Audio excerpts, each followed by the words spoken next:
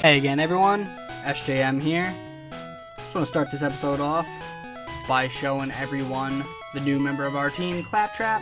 Put him level 12. I trained him up a little bit, our new little Bellsprout. Didn't want him to be completely useless or waste everyone's time struggling for those first couple levels. So I let him level up, and all that happened in those levels is he gained the attack Wrap, which I told you before can be quite hacky, and Poison Powder as well. He already had Vine Whip and Growth when we caught him at level 12. And we're going to continue on this episode. We're going to try to get up, as we said last time, over to Bill's house, his little cottage, whatever you want to call it. We're going to go down here, putting Yertle up front, which I think isn't the best choice. I saw your feet from the grass. Well, I could see your whole body from the grass. You might want to get glasses.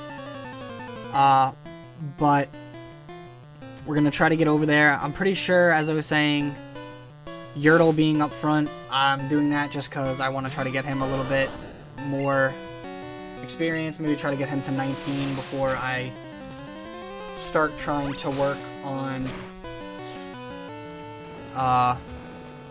leveling up Claptrap that much. But what I was saying was I thought this wasn't the best idea because I think the next Pokemon he has over here is a Oddish? Oh no, it is an Ekans. I guess I'm completely wrong. Might as well just keep up our attacks with Yertle. See what we can do. And as we know, the gym that we're going to be coming down to within the next episode or so is going to be the Cerulean Gym, which is a Water-type gym. So hopefully we'll be able to make good use out of Claptrap. Maybe he'll be a good addition. And if you want to go up here, there's an item, which is TM45. We'll take a quick little look at what that happens to be. Rush down there, and we've got Thunder Wave, which some of our Pokemon may actually be able to use, despite not being electric type. We know we don't always need to be the type of a move to learn it. But we're going to try to switch up the Claptrap, which in the end this time I think might not be the best because I think this guy's going to start off with a Machoke. I just got down from Mount Moon, but I'm ready. And if it's not him, it might be the other guy. I know one of these fat hikers, whatever you want to call him. Plain hiker. Yep, there you go. Has a Machop. And as we see, it's a good thing we boosted up Claptrap because he doesn't exactly have the ability to... There you go. We're just going to speed this up. I'm just going to demonstrate. This is those Wrap Hacks, which you see make the Pokemon completely unable to move. And I took him out completely without losing any health. Then we'll throw out a Vine Whip on this Geodude, which is hopefully a pretty good little evolution, not evolution, little training area for Claptrap. As we see, he's now level 17. Got to try to get him pretty much as strong as we can to go through Misty with ease. You're going to see Bill. First, let's fight. Love how every little guy over here happens to know exactly what we're doing. Guess it makes sense, because up on this Cerulean Cove, I believe it's called, there's not really much else you can do. We'll see it ends up being a dead end.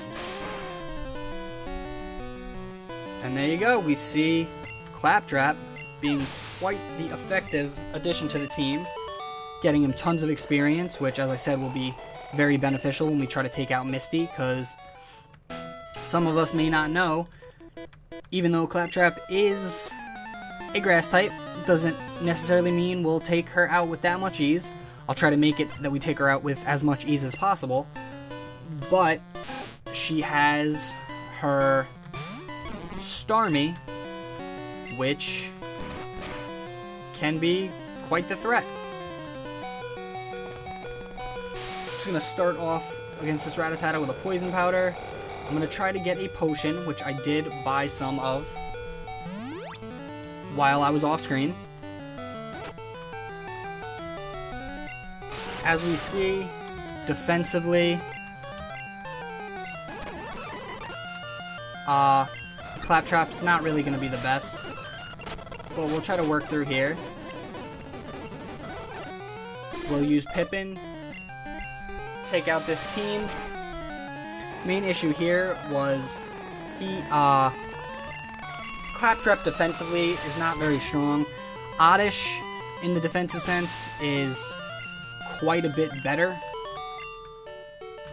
but that's not who we're using. Slash, not who I really wanted to use. But in the long run, I think Claptrap will become a really valued member of the team. Now we have to run back because we're early on in game and don't have any revives, which makes this a huge pain.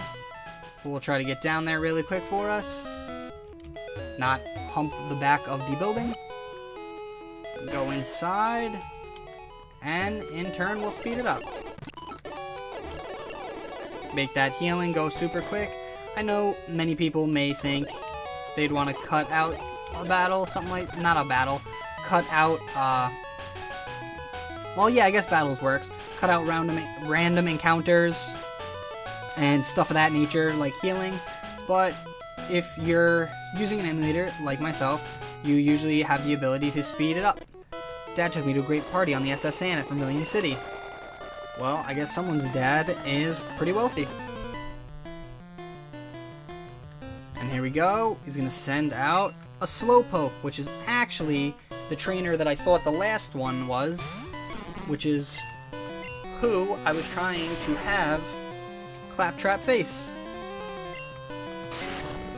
In the end, the confusion is going to cause a little bit of a problem, but we have our Vine Whip, which does a good amount of damage to him as well. As long as that's not a critical, we should have no problem surviving. And we will quickly try to finish him off with a wrap just to not waste more attacks. And we see Claptrap is trying to learn Sleep Powder. I guess for the sake of it, I'll probably get rid of Growth. Or do I really want to? I'm trying to decide. In this playthrough, I probably won't be catching too many challenging Pokemon, so I don't know if Sleep Powder will really be all that necessary. As we see, I'm really struggling here. I guess I might as well just get rid of Growth. Learn Sleep Powder really quickly. Throw some potions on Claptrap there. And we'll head down and see what we end up facing. My boyfriend is so cool. Thing about that, I think the other person that makes reference about being cool because he has a girlfriend is the trainer, not 1 over, but about 2 over, the other junior trainer. Just quickly use Wrap, try to take this thing out. Now we got a Nidoran female, but as I was saying about the whole boyfriend thing, I believe hers is 2 over, which I found a little weird. As we see in the newer games, every time someone says they are boyfriend and girlfriend, they're usually right next to each other or actually with each other in a double battle. Double battles obviously didn't exist around this time, but I still find it a little strange that he's like across the map. Like, see, as I'm saying right up there, he should be her boyfriend. I'm pretty sure he says something about that. There we go. We're gonna face a little hiker here. Got his Geodude, level 13. As we see, we can probably take that out with a Vine Whip, no problem. And Claptrap is getting super amounts of critical hits, like a badass. And here we see another Geodude, and we know exactly what Claptrap thinks of them, and takes him out in another hit. We got Claptrap over here level 19. We got a Machop. I guess we'll stay in. We'll just use our little bit of Rat Packs again. As long as we don't miss. And down goes Machop. And he follows it up, breaking the monotony with the Geodude. Going from Geodude, Machop to another Geodude. And we'll see what we can do there. Get that little bit of experience. We will try to take this guy out, who, if you're smart enough to battle him down here, you don't have to see right there. We see I'm a cool guy, I've got a girlfriend. So once again, find a little strange that they're so far from each other. Not that far, but kind of a ways away. I don't know how frequently we want, as guys or girls with boyfriends or girlfriends, how frequently we would like our girlfriend or boyfriend to be so far from us over with another guy in between, or girl in between. And there you go. We got Claptrap to level 20. We defeated the junior trainer, and I'd say, with him being level 20, now surpassing the rest of the team, it's probably about time to switch up to someone else. Guess we'll put Pippin for the time being, try to get him up to level 20, come up here and grab this item. TM19, which is Seismic Toss, which isn't the worst, isn't really the best. I believe it does attack damage based on the level of your opponent, which I knew I had to fight you. Which in the end can be kind of effective depending on how much health points that Pokemon actually has. But I don't really think I have anything I'm going to want to be teaching that to. So we probably won't be using that. For the time being at least, unless we maybe down the line get a Pokemon that wants to use that.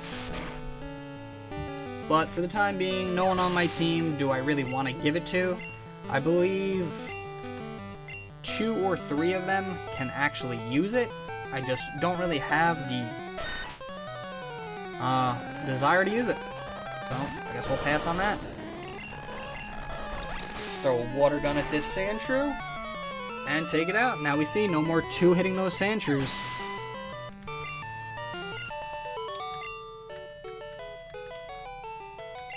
Right here, we have the last trainer before Bill's house, who I think just has a slew of Oddishes, something of that nature, something like that. Let's see what happens. She has an Oddish. And as I said before, Oddish is a bit more defensive than my Bellsprout, our Claptrap, but still not going to be enough to keep it alive, especially not against Pippin. Once again, if we had the Gust as a flying type attack, we'd probably be taking them out in 1 attack.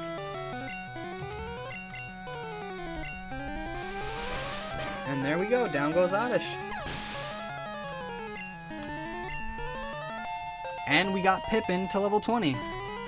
And she's gonna throw out a Pidgey of her own. So we'll take back our Pidgeotto, get Pippin in there, send out Kingpin, try to get him a little experience as well.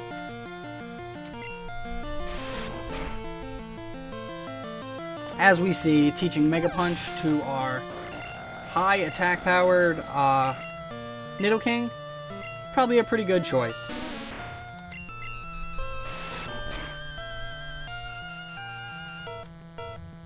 And of course, gonna get hit by Absorb over and over, because that's all we seem to want to use. And down goes the Oddish. Get this trainer defeated. We get all of our Pokemon except for Yertle so far to level 20, which means we can go up inside, and we see Bill's house right here. We got a teleporter displayed on a monitor. We have this little Pokemon right here. Hiya, I'm a Pokemon. It's a little odd, Pokemon talking to us. No, I'm not.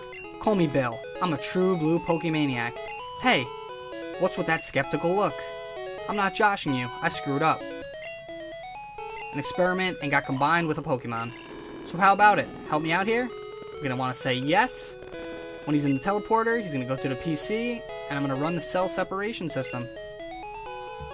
We're going to want to go right over here. Initiate the cell separator.